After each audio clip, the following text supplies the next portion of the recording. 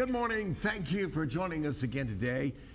Yeah, it's January 2nd. Yeah. It's another opportunity to enjoy some informative programming right here on Virginia This Morning. Amy Lacey and I are so proud of the honor that we have to be here with you as your one-of-a-kind program host for Virginia This Morning. I'm Bill Bevins. And again, I am Amy Lacey. We know you have a choice of local programming, and we are delighted that you tune in to watch our show each weekday morning from 9 to 10 a.m. We were supposed to be on yesterday. This is our first day on the air since the new year, so Happy New Year. Yeah, Happy New Year to everyone, and hopefully, everybody, I would think, is today the big travel day or tomorrow the people will be coming home? I think maybe the way that... There's more traffic on the way in this morning. Definitely, but I think that probably tomorrow, I think a lot of people just took a week off, the whole week to enjoy it. But we do have to say, we were supposed to be on yesterday. Our thoughts are with New Orleans. Yes. When I woke up to see that news yesterday, it just broke my heart.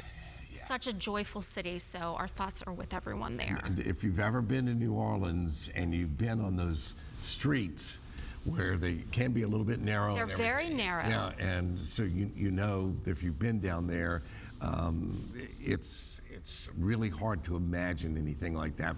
But at the same time, it seems to be a thing, and it happens. And of course, all we can do now is kind of send, some hope for better days, and maybe, things will get better as we go forward. That's certainly what we want, and this can be an hour of peace and joy and laughter and happiness, and that is what we love offering to you each and every day. Each weekday around this time, we like to take the opportunity to share a quick highlight of some of the features that you're actually going to see on our live show. In 2025, we'll continue sharing some fun things that you have experienced in your daily travels. Our Everywhere You Are segment is where we do just that. Take a look at this submission. Oh, fun. Somebody's having a good time. There you go. Yeah. Happy holidays. All right, we have more of those, and we will share them coming up in less than 20 minutes. How Cancer Cured Our Covenant is the new book by Dr. Anthony Chandler Sr. This book holds some sentimental value, too. We will meet and talk with him coming up in about 10 minutes or so. It's a great story. Our friends from the Latin Ballet of Virginia are excited to celebrate their 24th anniversary of The Legend of the Poinsettia. For the past 10 years, we featured them on our show, and we are so happy to continue that tradition. We'll talk with dancers Adele Broom and Rebecca Berrigan and enjoy an enchanting routine from them coming up a little bit later. How about those outfits? Oh, just beautiful, adding so much color to our room today, to our studio. All right, the other day, Tom asked me about my most memorable New Year's Eve, and I mentioned that in 1999, I was the MC for the big celebration on Browns Island. The CBS 6 web team posted a clip to Instagram of that countdown from 25 years ago. Take a listen. Despite freezing temperatures, thousands of Richmonders came out to Browns Island to celebrate New Year's with a band and fireworks. But before that, the traditional countdown. 10, 9, 8, 7, 6, 5, 4, 3, 2, 1. Happy New Year! Happy Millennium 2000!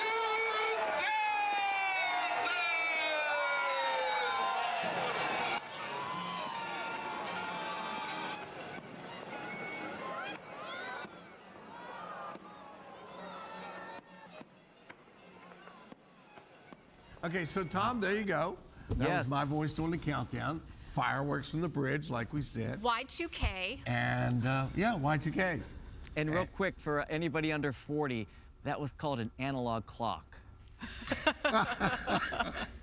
That's a countdown. Yeah, an analog countdown clock. Go ahead. Tom, I was also at a TV station at that very moment when he was doing that, and I was in the control room making sure that the world did not shut down, and it didn't. And now here we are today, and we can say that Y2K was a panic, that all worked out in the end. Yes, yes. I remember at the last second they were like, maybe it's next year that it's going to happen, because remember that? Yeah. Like, Yep. It's like, oh, okay, everything's fine. I went, well, maybe it'll it's be next year. Yeah, and then maybe next year. Yeah.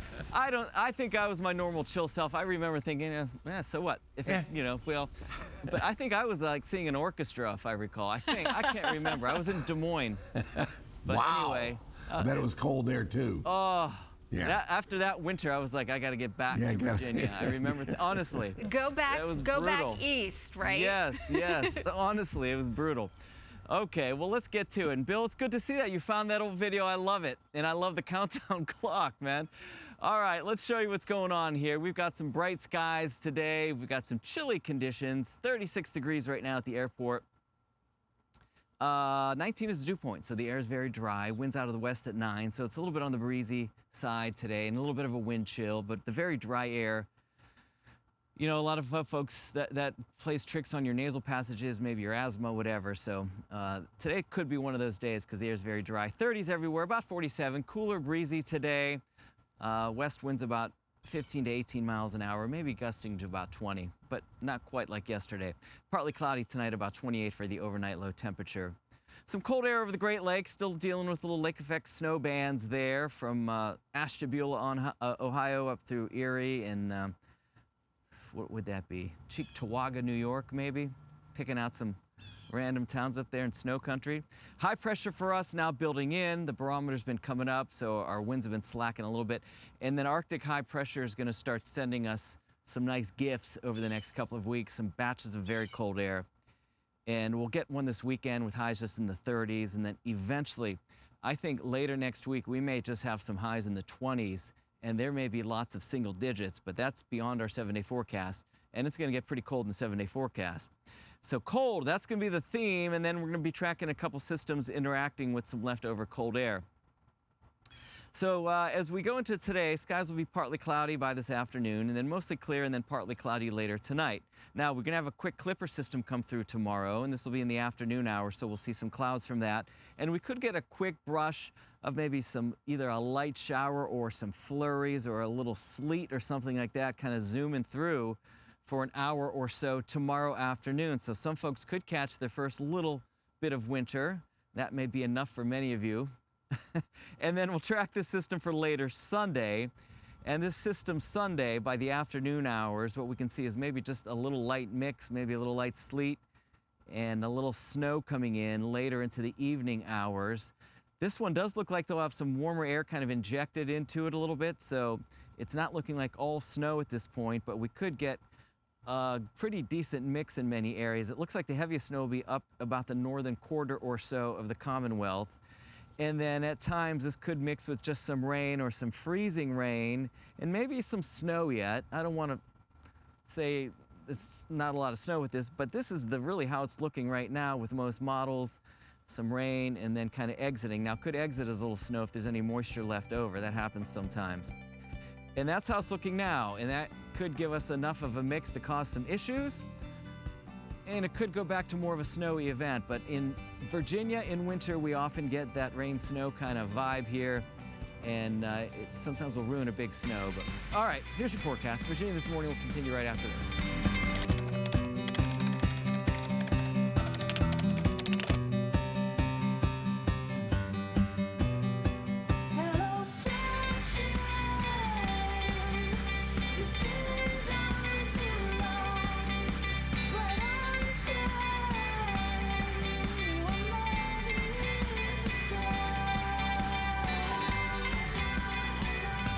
Happy Thursday to you. It is January 2nd. Happy New Year. We hope that your day and your year is off to a great start.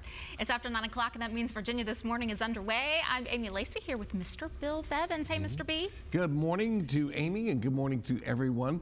We thank you for your viewership this morning, our friends and viewers of the show, and we extend a big invitation to everybody to join us each and every morning. We're so glad that you spend part of your morning with us each weekday morning.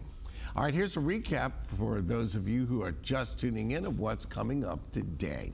He is the senior pastor of Cedar Street Baptist Church of God here in Richmond. Dr. Anthony Chandler is here to talk about his new book, How Cancer Cured Our Covenant.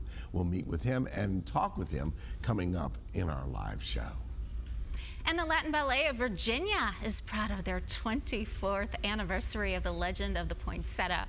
We will enjoy a beautiful dance presentation from Rebecca Berrigan and Adele Broom. Stick around for that coming up this morning. Okay. So, Mr. B, okay, it is another year, and a new year brings a new food holiday calendar. Oh, great. January 2nd is National Buffet Day. Who doesn't love a buffet? Some websites refer to France as the origin of the buffet, while others say it started in Sweden in the 16th century. But what everyone seems to agree on is the American all-you-can-eat buffet concept was introduced in the 1940s by a man named Herb McDonald. He created the Buckaroo Buffet in Las Vegas, where people could choose from a variety of foods with the goal of keeping people inside the casino longer. They would eat, then they'd be tempted to gamble and spend more money. Exactly. So that is what I call, kind of ingenious. But the timing is weird. After we've just eaten our way through the holidays. I know, right? Yeah. You don't really want a buffet after you've had your weight in cookies for the past 2 weeks each Maybe day. wait a couple of weeks and try that again later. Yeah, exactly. Okay, buffet day. All right, enjoy. Before we head to break, here's some information for you regarding asset-based lending. This segment is sponsored by Flexent, a division of Chesapeake Bank. The survival of many small businesses is dependent on the access to funds and financing when they need it. Flexent is a financing solution perfect for growing businesses here in our area. Kevin Wood, president of the organization, is here to share more. Thank you for being here, Kevin. Thank you. First of all, tell us, what is Flexent? So Flexent is a wholly owned subsidiary of Chesapeake Bank. And basically what we do is we offer accounts receivable financing, factoring, transportation funding, and small asset-based lending to companies nationwide. And those types of companies, basically, the companies that are our customers don't typically fit traditional lending models. And they're always like, where can we get money to help our company grow or our company to take on these new contracts? So we have been able to put together a program that helps them get the funding they need to be able to grow their companies. Again, we do it nationwide. We've been doing it since 1995. And we have customers in all kinds of industries across the country. And just as an aside, factoring is something that's probably not that common in the U.S. It's very common in Europe and Africa for lending, but in the U.S. it's not very common. We're one of maybe 20, 25 banks in the country that do this type of lending. And it's where we are basically, if they give the invoice to their customer rather than waiting 30, 60, 90 days to get paid, we can give them cash that day and they can just move on to do the next job. So you've been around since 1995. How do you do what you do? How do you get connected to folks out there in the big world nationwide? That's a great question. So the alternative financing world is actually a small world within the U.S. But we have outside sales reps that we have across the country. We work with a lot of partners like other banks, brokerage companies that find deals, and then we advertise online and different channels within industries like staffing industries or trucking industries. So we're able to attract a lot of business from those types of sources. What kinds of examples do you have for the work that you do? Well, we have 4 different products per se. One is our factoring product, one is our freight factoring product, and one is our asset-based lending. I'll give you a quick example Sure. of each just to make it easy.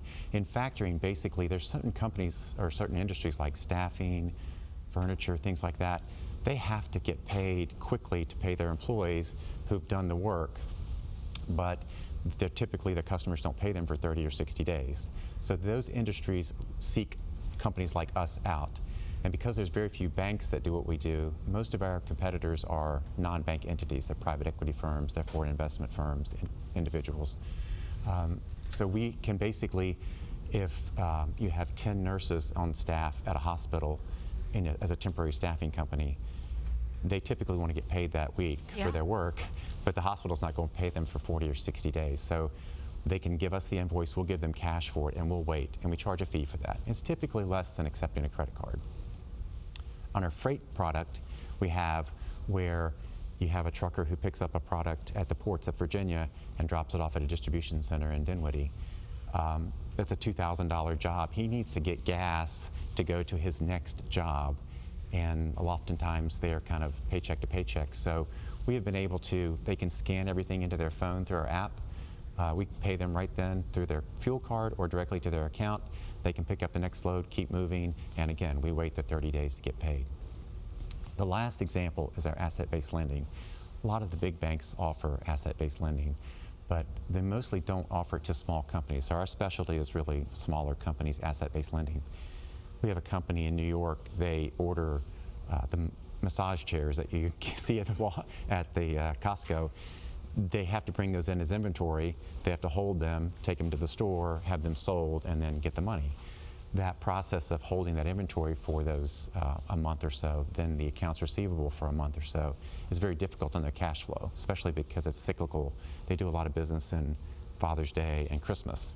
So we're able to help them with an asset-based lending product where we can fund on the inventory and the accounts receivable. So those are just a few examples. We have lots. I was sharing earlier with one of your coworkers just some of the unique things we find in the country of people who have these really unique businesses and they just need financing and they don't fit the traditional bank model. They're either too new in business or their balance sheet's not quite where it needs to be, or they're growing too fast, or their customers are paying them too slow. All those are great fits for what we do. Well, thank you for bringing the information to us about Flexent. It's just such an important part of our country and our small business community. So we thank you for coming in today and bringing this information to Virginia this morning. Thank you so much. Flexent, a division of Chesapeake Bank, is located at 641 Cannon Way in Gloucester, Virginia. For more information, call them at 855-717-6400 or visit the website flexent.com. Virginia This Morning returns after the break.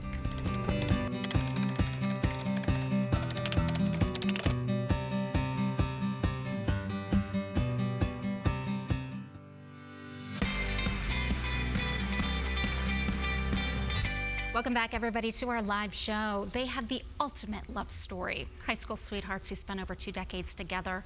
Their story is what some call a beautiful tragedy. Although his wife lost her battle to cancer 2 years ago, their story lives on and is chronicled in the new book, How Cancer Cured Our Covenant. We welcome Dr. Anthony Chandler, Sr. to Virginia this morning. Congratulations on your book. And I'm so sorry for your loss. My goodness, but what a beautiful way to pay tribute. Thank you. Thank you for having me here. Yeah. Tell us about the book. Tell us who is the inspiration. Well, in August of 2015, my wife we were married for 25 years. At that time, 18 years, was diagnosed with stage 4 metastatic breast cancer.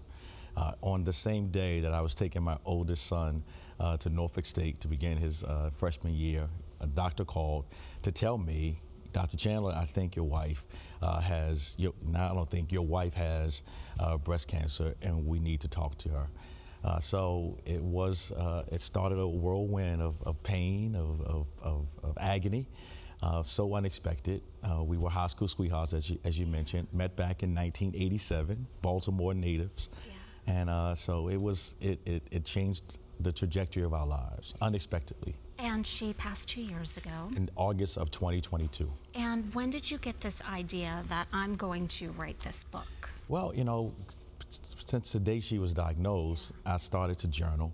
I began journaling our visits, our experiences, and last year I had to write it. I was inspired by my friends, church members.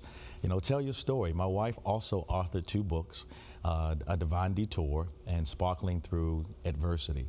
So it was my time to share my story, and I had to share it. Some people say it's a little transparent, but I want to say it's raw, it's real, but it's reflective. It's our story, and it's the truth.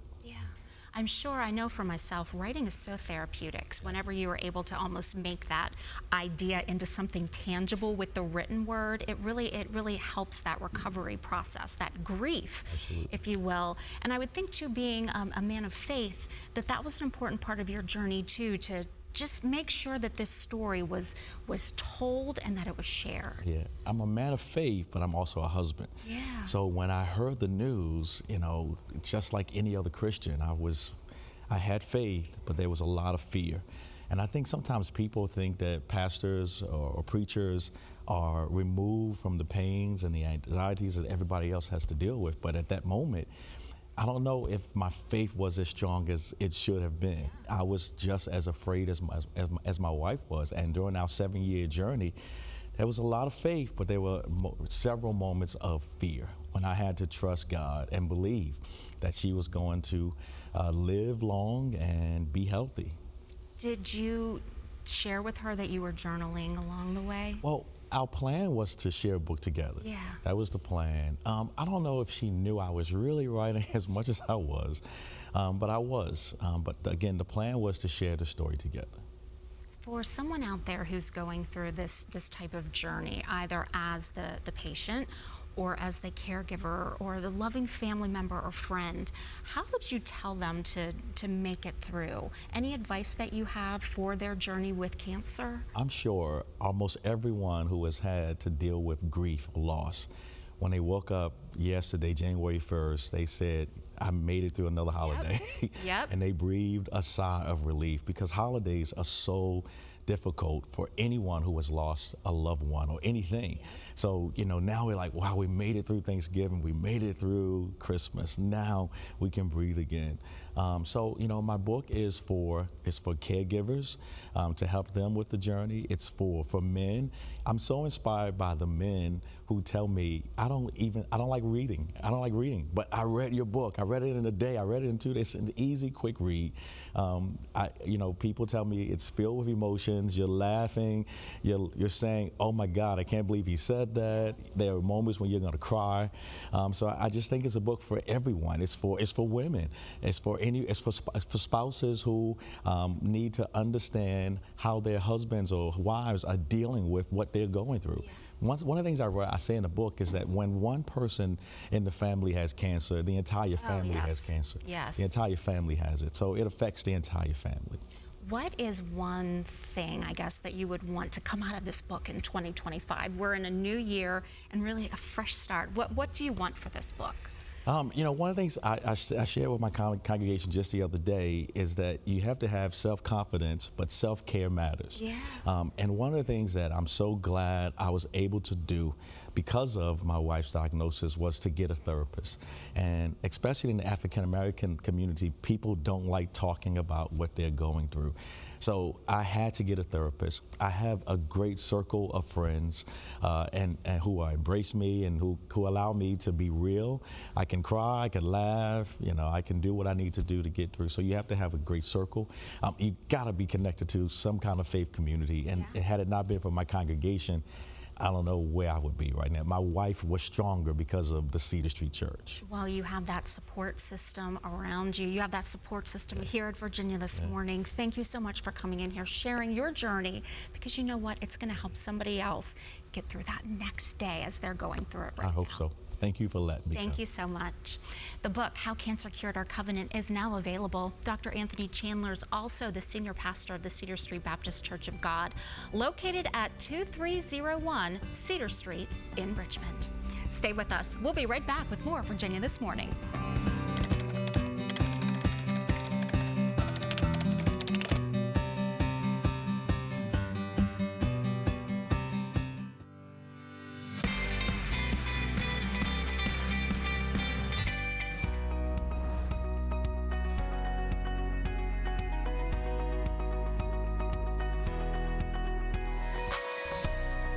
All right, folks, time to crack open the inbox, check out a few submissions during our Everywhere You Are segment. This is one of my favorite moments of the day. It's the time when we enjoy living vicariously through you to check out your fun adventures. Okay, Mr. B, you have the first moment. All right, Chris Wood Love it. and her wife, Donna, are checking in with us. They just got back from a cruise. What a great way to spend the holiday. The cruise took them to Costa Maya, Mexico, Honduras, and the Bahamas. Yeah, I have a little bit of travel envy right there. That is a great way to spend the holidays. Thank you for sharing that Great moment with photograph. us. Thank you. Jan Vallota is saying good morning from Cape Charles, Virginia. She came across this bookstore and snapped a photo of it for us. It is called Peach Street Books, and man, it is super, super cute. I know I've walked past that place before. That's a cool looking building. Yeah. And Elaine Spence Hobson and her sister got together over the holidays. Here's a photo from their Christmas brunch. Love it. I love the festivity. You know what? It is always a little sad when all of the colorful decorations and everything goes away in January. So Beautiful kitchen. we have beautiful there. moments like Yeah. that to keep us going here and now to January.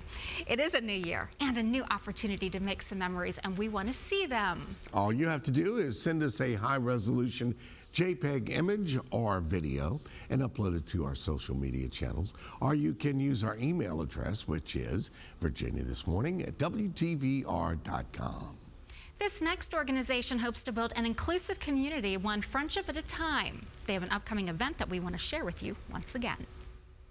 The Friendship Circle of Virginia is looking forward to their second annual Disability Expo that connects people of all ages to resources and services. Here to tell us more is Dr. Sarah Krantz-Cement. We welcome her to Virginia this morning. Thank you for coming in today. Thank you for having me. Good morning. So first of all, tell us, what is the Friendship Circle? Friendship Circle, our tagline is building an inclusive community, one friendship at a time. And it sounds fluffy like we always say, but the truth is it's about bringing people together that might not have met and giving everyone a place to belong. And so at Friendship Circle, we create monthly, weekly programs where kids and young adults with disabilities of any kind, any diagnosis, can come to us for free, and their friends, teenagers usually in the community and young adults, get together and they just meet for friendship and fun and nothing else, only social experiences. Social experiences are so important for everyone, especially in this day and age coming out of COVID, where we have phones and many times people are looking down more often than they're looking in someone's eyes. Absolutely. So I would think that the benefits of these get-togethers is huge. It's uncanny. What's really amazing is that often for people with disabilities who might look or feel different, right? Sometimes there are disabilities you can't see, invisible disabilities. And when you feel different, as we all know, and you mentioned COVID, being socially distant, being isolated, we got to go back. And I remember when it happened, so many of our family said, good luck, but for us, this is the norm. We're often socially distant, we're often isolated, and we're not going to be able to just go back to the restaurant or to the bar or to school because this is hard for us all the time. And so having an opportunity where people come together and feel like they belong and feel like someone values them and they can be themselves in a public environment with other people, I mean, it's life-changing. And that's what this expo is all about too. I mean, services, resources, so many available right here in the community.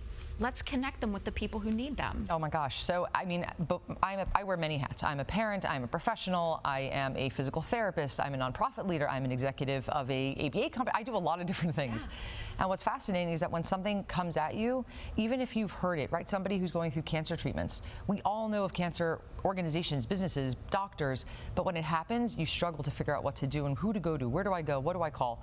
And so this expo is for every family, every caregiver, every person with a disability to be able to go to one place, like a car show, right, under one roof, and be able to see who are the nonprofits in town, who are the for-profits in town, for myself, for my child that might have a disability, for my mom who's a senior who has a disability.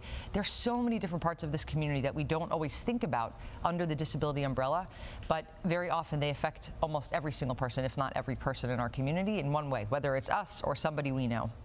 You said that this expo has a very special sponsor who also sponsored an event that you had just a couple of days ago. Who is that? And tell us a little bit more about that event, because it almost brought tears to my eyes to think about it, because it just was so special. Thank you for bringing it up. We also, in addition to the events that we bring our kids and our families together, we also do something called community events. So the expo coming up is a community event to get everybody involved, and so everyone can learn what we do and why inclusion is important. And similarly, another event we just had this past Sunday one of the most amazing events I have ever experienced in my life. It was a disability adaptive fashion show. So more than giving our kids and our adult models with disabilities, our oldest model was 71 years old, who was rolling down the runway, and that they were able to not only feel important and belonged and in the limelight, but also they were wearing adaptive clothing that had different zippers for ports and sensory friendly and weighted and different closures like zippers or magnets. And we worked with companies all over to give them exactly what they need. And each model, our staff worked tirelessly to get each model the clothing that was suited for them. And they walked down and they were highlighted, their families that were there. It's on social media. I mean, we're still getting the videos, and it was amazing. So thank you. That is, again, wow. And the sponsor who was a part of that event and the one that's coming up? We had a meeting with them a week ago, a little bit more. Their name is QTS Data Centers. They're a local company, and one of our families, we have a young boy who has autism, and his dad works at this company, and connected us and said how important this is for him to have social experience, to have the belonging, and the company jumped on it. And they said, we want to be a part of this, and we want to be your name sponsor, not only for the Disability Fashion Show, which was like 5 days later, but we want to do this for the next event. What's your next one? And that's the expo. So to have QTS Data Centers be a sponsor for both of these and know how committed they are is so meaningful to us, and I know to the disability community, so we are very grateful to them. Well, thank you for bringing your mission, your efforts here to Virginia this morning. As I told you in the break, please bring that fashion show to us next year. We would love, love, love to be a platform for some of these folks who can come here and just have their time in the spotlight. So thank you. Happy holidays to you. Good luck with your next event. Anything else coming up? Presented by the Friendship Circle of Virginia, the second annual Disability Expo, connecting resources and services for all ages, is happening on Sunday, January 12th from 10 a.m. to 2 p.m. at the Weinstein JCC. It is free to attend. For more information, visit virginiathismorning.com.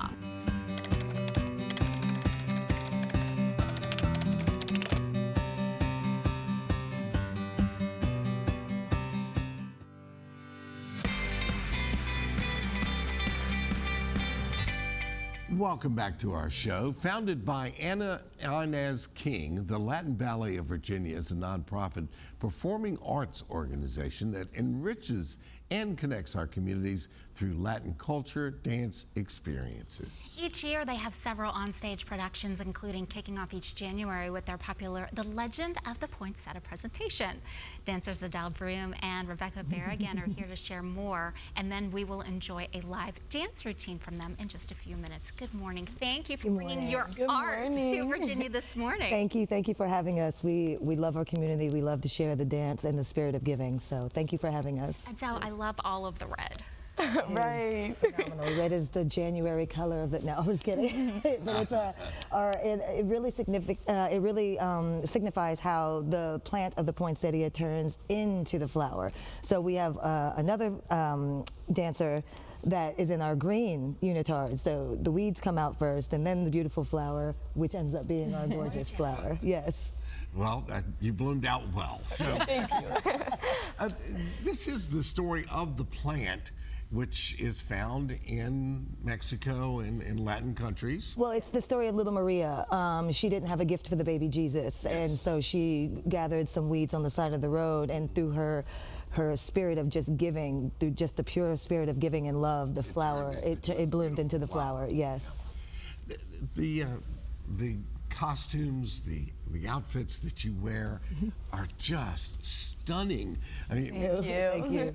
Obviously, it takes a staff of 4 to help you get around. Right. Yes. Yes. Adele was helping you, but it's fabulous. Yes. That is, something that we don't see in our everyday life, and then to see something this gorgeous, and then when you two were over there, I couldn't help but notice, like, you are like streamlined and good to go, and she's got all of this stuff going on, and the two of them work together perfectly. Oh yeah, yes. I mean, Rebecca's been dancing in the company. She was pretty much born into the company. Yes. So, and then Anna, she's our founder. She put a lot of work and effort into making sure that all of these costumes are very authentic, that we stick with our stories, but that also we add color and flair to shows that could be very drab if we didn't put that big festive attitude into it. So we love it. Yes. Rebecca, what do you love about this particular performance? One thing I do love about this performance is how Adele was mentioning the story and how beautiful it is that we get to interpret this story with the art of dance. But not only that, but we get to bring cultural awareness to kids and adults and families that might not know what it's like to celebrate the holidays in places like Spain, Mexico, Venezuela, Colombia, Caribbean cultures. And it's a beautiful thing to get to both interpret a beautiful story with beautiful cultures that we don't really get to hear a lot about in our day-to-day life here. You're in a beautiful setting too at the Perkinson Center for this. Yes. What a nice place to do a show. Oh my gosh, that theater is amazing, amazing, amazing. And I mean, the staff there is great. Our lighting, our sound guys, John, yes, they're amazing. And the theater, it's packed when we get in there, so that all of the lights hit. Any seat in there is phenomenal. So it's. Adele said you were born into this. When Yes. was your earliest memory, and how old were you when you first appeared? Well, my first memory with the Latin Ballet is actually being baby Jesus with the Legend of the Poinsettia. Wow. There you go. Okay, there you go.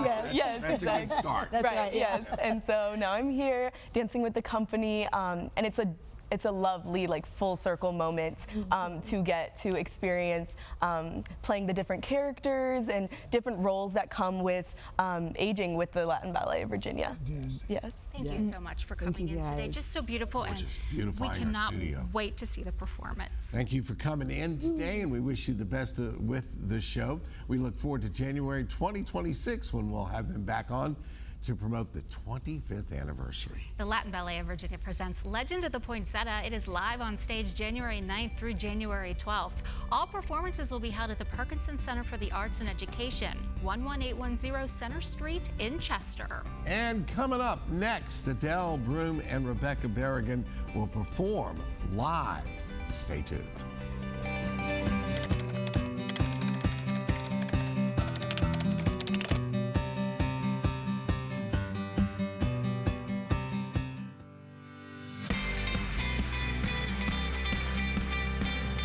Welcome back to our live show. The Latin Ballet of Virginia is always excited when January comes because they get a chance to bring the Mexican legend of a young girl who discovers the true spirit of giving to the stage. And now you get a front row seat to a performance. Here are dancers Adele Broom and Rebecca Berrigan once again with a special presentation from The Legend of the Poinsettia.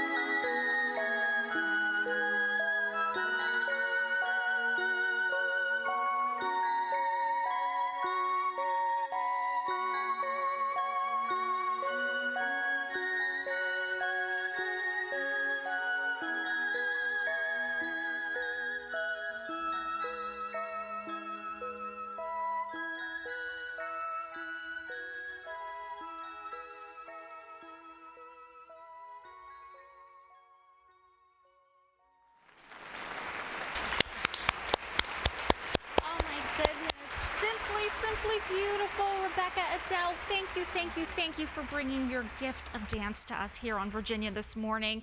That was Legend of the Poinsettia. It will be live on stage January 9th through the 12th. All performances will be held at the Perkinson Center for the Arts and Education, located at 11810 Center Street in Chester. Mr. B, I will send it your way. I could watch that all day long. Wow. Just so beautiful. Magical in our studios. Thank you all for bringing that to us today.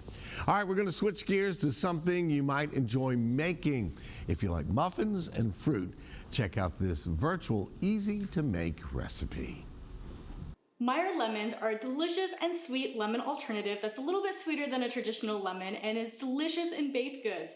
Today I'm going to show you how to make a Meyer lemon and blackberry paleo muffin that is going to be absolutely delicious with the fresh fruit, and it's going to satisfy your sweet cravings without all the sugar and completely grain-free. So let's get started. I've got my wet ingredients here. Now I've got some eggs. I've got 3 eggs, and we're going to be adding a little bit of grass-fed butter. You can also use coconut oil here instead. And for our sweetener, you can either use honey or maple syrup, and you can adjust it. If you want them even less sweet, you can add less sweetener. And I've got some milk, and you can use dairy-free milk here. Coconut milk works absolutely perfect for this. And we've got our Meyer lemon juice. We've got the zest of one of our Meyer lemons. And I'm using a little bit of lemon extract here, but this is completely optional. And some vanilla extract. And that's it. That's our wet ingredients. I'm just going to use a whisk here, make sure those egg yolks get fully combined in here, mix it all together. And you don't have to mix it too much because we're about to put everything into our stand mixer here in just a moment. So we'll just give this a good whisk, and I can smell the lemon in here. It's so delicious. So we'll set this aside. And here in my mixer, I have 2 cups of almond flour, and I've gone ahead and sifted it so it's a little fluffier. We're going to add a little bit of sea salt. I've got some baking powder, some cinnamon, and that's it. We're just gonna give this a quick mix here.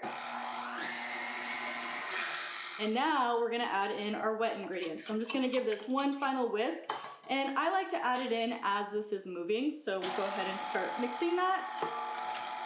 Add everything in, turn this up a little higher.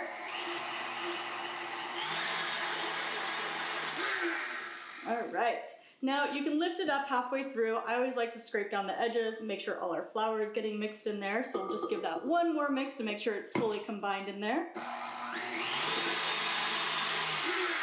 All right, and now we get to add in our berries. So I've got my fresh blackberries here, and you might be worried that the blackberries are a little too big, but as they start to bake, they're gonna burst and give it beautiful color in our muffins and really start to give it some delicious flavor. So don't worry if they look like they're gonna be too big for your muffin tins. And this is completely optional, but I like to add in a little bit of a crunch. So I've got some chopped walnuts that we're gonna be folding in there as well. And that's it. We're gonna go ahead and add these into our prepared baking pan here for our muffins, and we're gonna bake it at 350 degrees. And then I like to use just a little ice cream scooper like this, scoop them into your tins and pop them in the oven. And our muffins are out of the oven, and I let them cool a little bit, and they cooked for exactly 25 minutes at 350, and they are absolutely perfect. The entire house smells delicious, and you can see that we have some nice bursting from the blackberries in there. It mixes perfectly with the lemon, and these are a great treat if you want to have them as an afternoon snack, or even a healthier breakfast if you're on a muffin breakfast. So these are absolutely delicious. You can get the recipe on my website. It's thetrailtohealth.com. You can find other healthy and delicious recipes in my cookbook, Wandering Palette, which is also available on my website and Amazon as well.